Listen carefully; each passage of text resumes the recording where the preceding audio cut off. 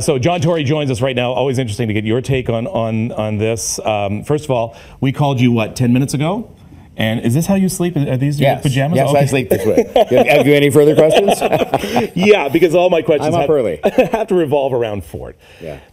Let me get your reaction first of all to the very latest video. Well, look, again, it's disappointing for him as a person, you know, because he looked like he was sort of trying to come to grips with all this. But there's a very wise person. I say wise in the sense that he says he's been through dealing with people with alcohol problems, and he says it's not about going to the gym; it's about what's going on up here, and that's why you need help at rehab to help with what's going on up here. So clearly, like a lot of people, he's battling demons and not so successfully at the moment because he's back at it. Okay, I can hear them at home right now. I can hear people right now saying, leave him alone, it's enough. He's done a great job, and this still isn't enough to get me out of the Ford camp. What is it about this man that attracts such an incredible loyal support, do you think? Well, the same guy that sort of said it's up here and I know about alcohol problems and so on, everybody's had that kind of a problem in their family, and I think they look at him as kind of everyman.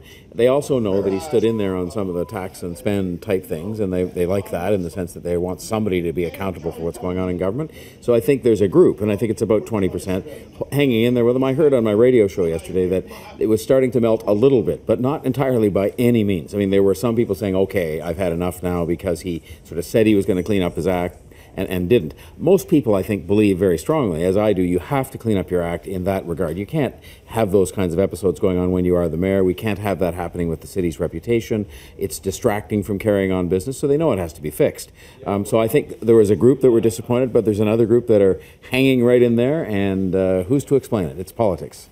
So do you think that this might be the straw that's going to break the camel's back? I asked that question, and of course there were a group of people saying, no, why should it be? And when I asked the city councillors that, they kind of shrugged and said, well, we've done all we can do in terms of reducing his powers. I mean, the guy should still go and get help. That was true 3 months ago, and it's still true today. He should do that for himself and for his family. The city, fortunately, we have a weak mayor system, so when the mayor has his powers stripped and he's misbehaving, the city kind of carries on, but it's not great. I mean, it's not great by any stretch. It's bad for the city and bad for good government.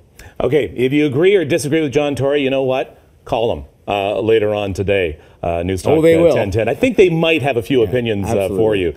Most definitely. Once again, thanks again for coming in. Thanks very much. All right, John Tory.